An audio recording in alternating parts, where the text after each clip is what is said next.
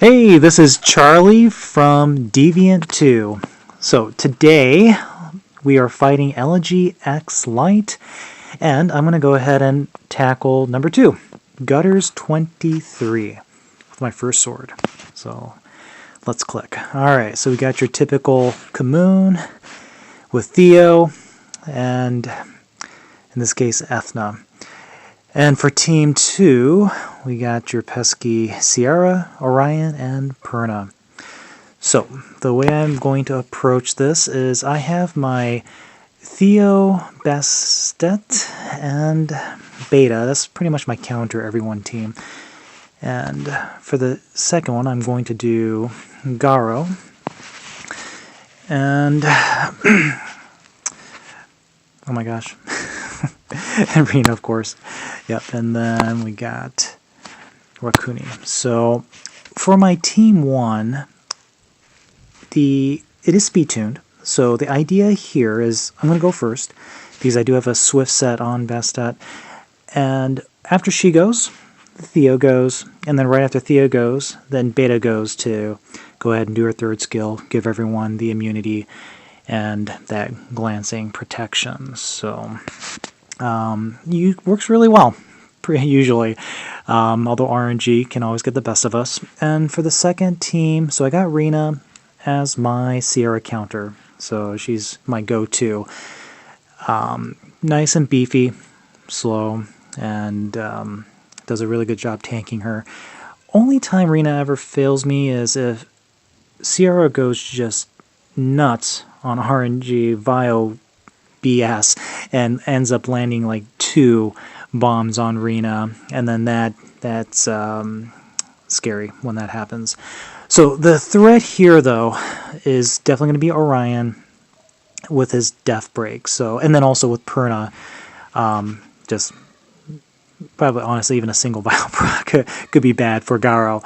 So this one's a bit RNG. I do have my Rakuni on Will. And then I do have my Rena on shield. So if Garo gets death broken, not the end of the world, because obviously even if he gets death broken, fire type, Sierra will just ignore Garo, still focus on Rena. So that's why I bring 2 fire.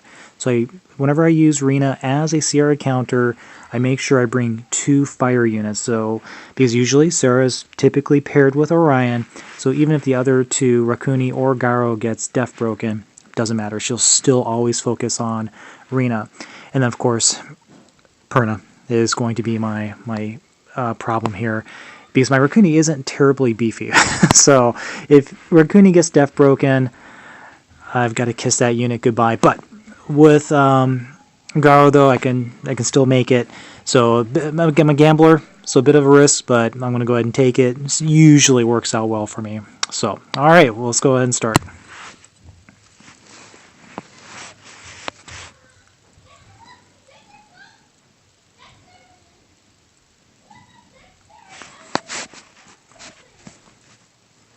Okay. Well, that was a very fast Ethna. My goodness. Alright, so do that. Let's see. Decisions. Should I just try to take out Ethna now or go for Theo? Or, yeah, Theo's still my threat. Alright, so do that. Beta goes.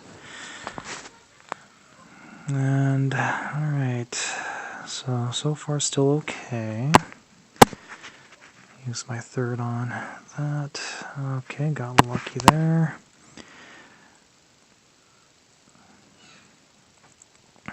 And, nice. Oh, and then what I like is when Bastet goes, and then I can use her second, and usually ends up death breaking somebody. Theo will typically still have his attack buff, so then at which point I can pretty much one-shot anyone except for Kamoon. He must be pretty tanky Kamoon. Alright, so still confident I'm going to win, but anything can happen. Okay. Whoops, I actually should have done that on Ethna. Okay, now I'm getting a little concerned. So, I need a little Vio luck here with... Oh, actually, no, I think I should be okay. I was going to say with Beta. Alright, so then with Theo too. Come on, one more time. Oh, yes. So, dependable Theo. Usually goes... usually Vios every other turn. Okay, so I'm going to buff that. And I pretty much have this one already, so now it's just a matter of just finishing out the fight. Alright. And voila. So, that's my anti-everything comp. And I was going to say I got really lucky, but... shoot. I don't know. I don't know why I'm so surprised that Brent was on Will. Of course, he'd be on Will.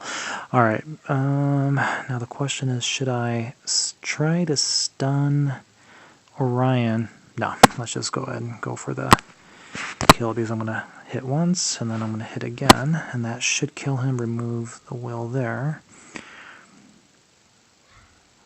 Okay, and that's where it could have been really bad if Perna... Well, actually, if Perna went again, I think that would have gotten my Garo to within an inch of his life, but I still think I would have been okay. But you see, at this point, I feel like I've already... As long as I survive that first round, I feel like I pretty much have this one now. So I'm going to go ahead and do that, because remember, Perna's already used up his passive, Revive, so... Just hope he doesn't... Oh, there it goes. Yep, and now it's done. Yeah, without Perna, it's game over for him. Alright, so... And you see that when, even though she landed the bomb, she went ahead and did her thing, popped the shield on Rena, so it's usually really good. Okay. See, there it goes. I got the shield protection, boom. And she's looking good. Alright, but let's go ahead and just take care of Sierra next. At this point, I am not afraid of Orion anymore. Although Orion can still be bad if Sierra lands a bomb and then Orion happens to strip Rena's shield. That, again, has happened to me before after Sierra has landed a couple bombs on Rena. That's then, at that point, game over for Rena. But, yep, and at this point, just I'm going to just go ahead and hit auto and just let the match finish itself. Alright. So, all in all, again, I did roll the dice a little bit with the second team, but as you saw here, it just either Orion derps or I don't know, it just seems to be okay. And I feel like this is a comp that anyone can build. You know, it's not filled with OP Nat 5s. You know, it's Garo, Rena, and Rakuni. So, all right, so there it is. First Sword 1 against ElegyXLight Gutters23.